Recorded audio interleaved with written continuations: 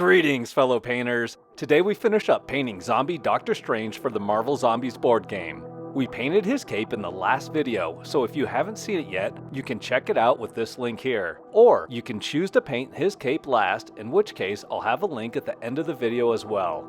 In today's video, we're going to first look at combining the blue mid-tone color of his shirt with orange to create an awesome looking shadow color. This will create a cool desaturated shadow that's fitting for this zombie hero, and by using the blue mid-tone of the shirt in the shadow as well as every other layer of the shirt, we should achieve a smooth transition in value from the deepest shadows to the brightest highlights.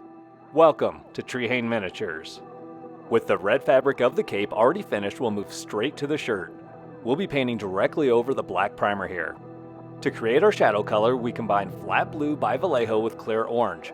This ends up looking a bit weird. I was expecting a brown hue out of this mix, even if it was a very gray desaturated brown. What I'm actually getting from this mix either leans towards orange, leans towards blue, or creates some sort of muddy green color. I honestly wasn't expecting a green tinted shadow color. That just tells me that there's a little more yellow in this pre-mixed orange paint. It's a very muddy looking green, and I actually like it for the dingy clothing of the zombie, so I decide to go with it. We're going to thin this mix with water so that it dries pretty translucent and dark in the recesses. We will apply a second layer on the raised surfaces to build opacity and create a foundation for the lighter colors that are going to follow. For the secondary shadow layer, we're going to take some more flat blue and add it to our existing muddy green mixture at a ratio of about 1:1. This layer will cover almost all of the previous layer on the front side of the Mini, with only the deepest recesses left with the base layer showing. When painting this layer adjacent to an area that we're going to leave in deep shadow, we'll begin the stroke next to the shadow and finish it at a point on the shirt that will eventually receive highlights. I have the paint thinned a bit with water so that it flows smoothly off the brush. At this stage, I'm still blocking in the shape of the light hitting the shirt, and I'm not trying to create any texture with my strokes. I'm adding ice yellow to the existing mixture to create our mid-tone blue for the shirt. Normally at this point, I would use pure flat blue for the mid-tone color, but I feel that it would be too stark of a color transition from the desaturated colors that we've built so far. Notice that I have just added a small amount of ice yellow and that I'm not creating a bright highlight color.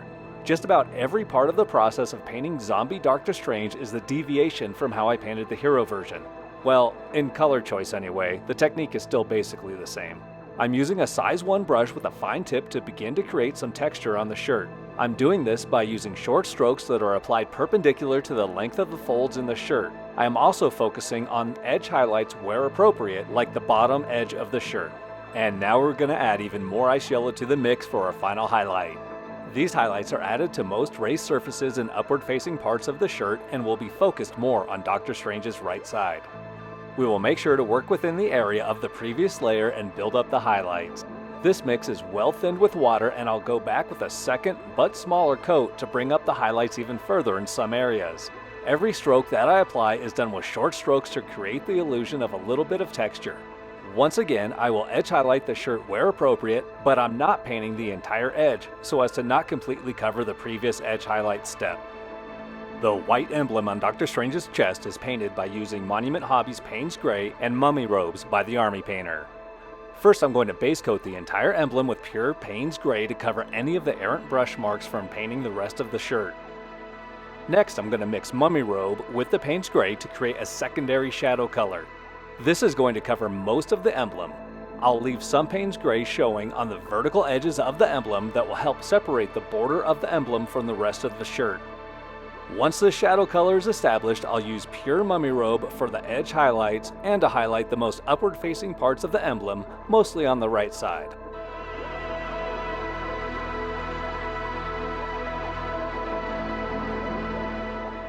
We're going to use Orange Brown by Vallejo to start painting the yellow components of the miniature.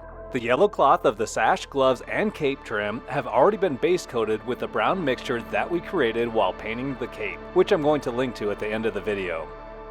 The brown base allows me to apply the orange brown imperfectly over the sash, and the mix of the brown and the translucent orange brown will make for a fine shadow color in the recesses. I'll build up the opacity of the orange a little more on the raised folds of the sash.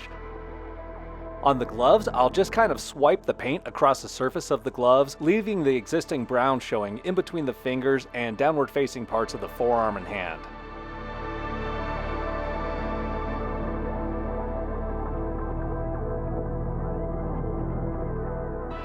We'll take advantage of the texture on the trim of the cape. Drawing a lightly loaded paintbrush across a textured surface will cause the paint to flow into some of the dimples in the trim and not flow into others. This will create some natural looking random shadows, and most importantly will create them quickly. The Eye of Agamotto will get a very quick dry brush of the orange brown to set us up for some pseudo non-metallic metal later. Here, the brown base coat will be the darkest shadow color, and we want to make sure that we don't cover all of it.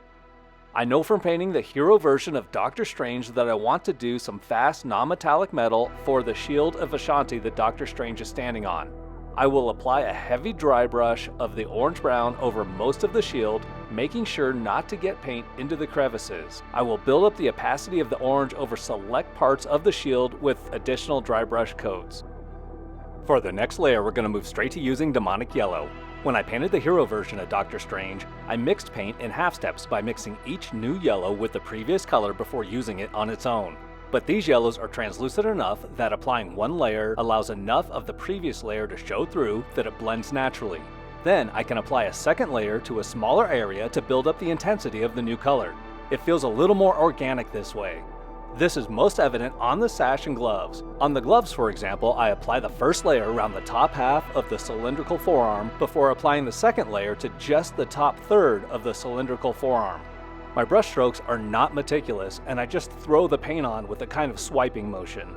This is enough to create a nice transition between the orange-brown and the demonic yellow.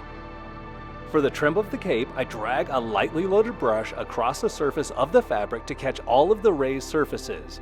I will also highlight all of the edges on the yellow trim, but I will leave some of the downward-facing parts of the trim completely untouched by the demonic yellow. On the Eye of Agamotto, I want to highlight the upper right and bottom left of the medallion. I will focus these highlights on the inner and outer rings of the medallion, and I'll edge highlight the entire outer rim of the medallion.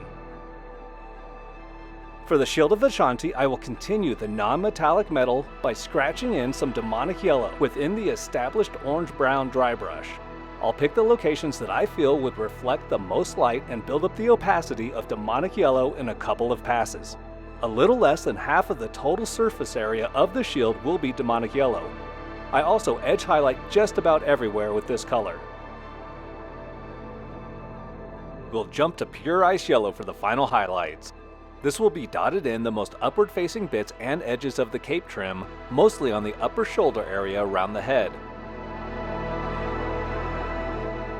For the sash, we will apply this with short strokes run perpendicular to the length of the most prominent folds. We'll use this same stroke pattern for the gloves, where we'll just want to hit the upward facing area of the forearms and fingertips. On the Eye of Agamotto, we will highlight the upper right and lower left edges of the medallion. We will also dot in some little glints of light on the inner ring of the medallion near the time stone. We're going to spend a little time finishing up the shield of Ashanti. The ice yellow will be the brightest highlight within the demonic yellow highlights that we painted earlier. When painting within the demonic yellow areas, we'll use short strokes and dots to give the shield a brushed metal look. I don't want this to look too shiny or be too distracting from the rest of the model. Many of the edges will also get a highlight of ice yellow, including those edges next to dark shadows, and they'll be applied using the side of the tip of the brush.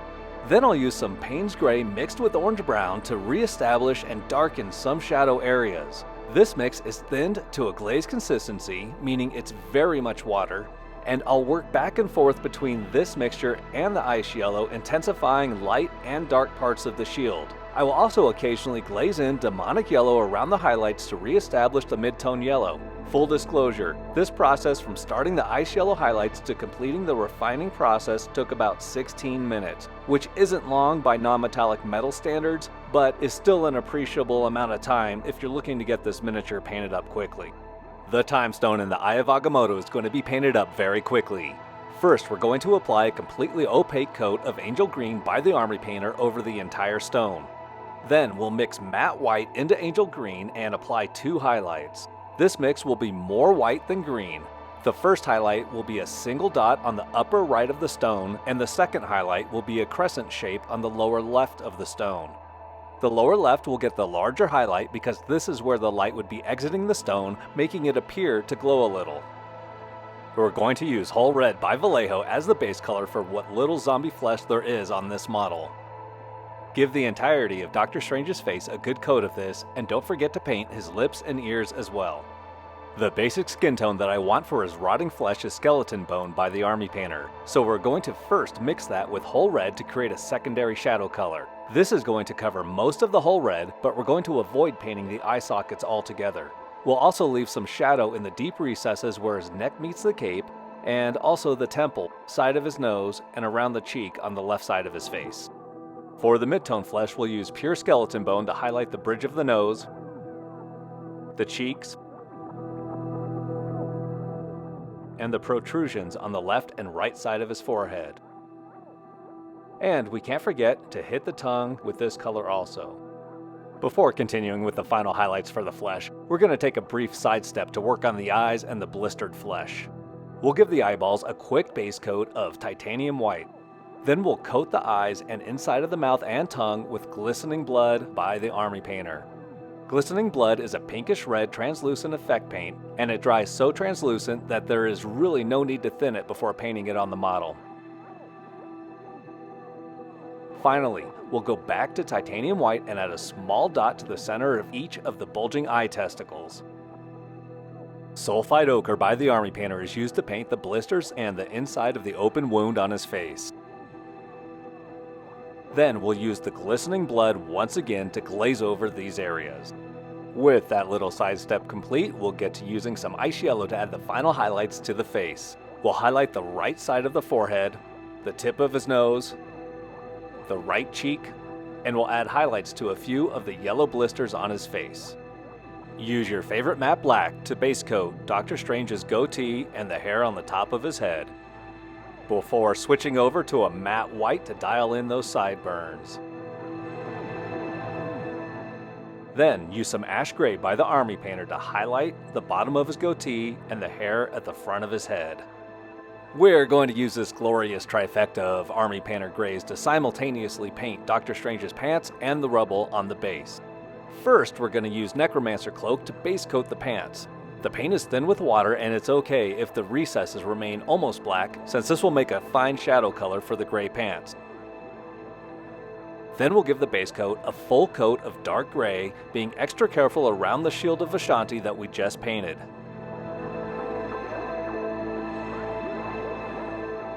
From here, we move on to uniform gray to begin highlighting the pants. We're going to apply these highlights to the folds in the cloth, making sure to leave plenty of the Necromancer's shadow color showing. These grays all blend so well together that we aren't going to do any glazing to smooth the transition between coats. Then we'll do a heavy dry brush with this paint on all of the bits of rubble facing upward and outward on the base. Last, ash gray is applied to the pants as a final highlight. I will use a size 1 brush with a sharp tip to apply the paint with short strokes and dots to create a little texture on the cloth. I'll also use this to edge highlight the rips and tears in the pants. The base will receive a light dry brush of ash gray focused mostly on the rocks that are on the front outer edge of the base. We'll finish up the base by painting the dead tentacles with Angel Green and Sulfide Ochre, both by the Army Painter.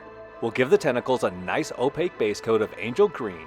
Then we'll dry brush the tentacles with a mix of Angel Green and Sulfide Ochre. We're only going to mix this color once, so we want to make sure that it has much more Sulfide Ochre than Angel Green in the mix. We'll apply this highlight in a couple of passes, covering less area with each pass. This will gradually build up the yellow highlights and make the transition look natural.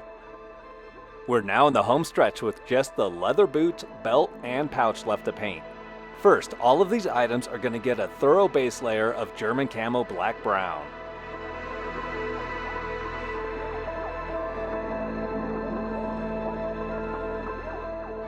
Next, we'll simply dry brush on some highlights with orange-brown. The orange-brown is quite translucent, so we'll build up the highlights over several dry brush steps. This will be enough to complete the boots, but for the belt and pouch, we'll add a little more detail.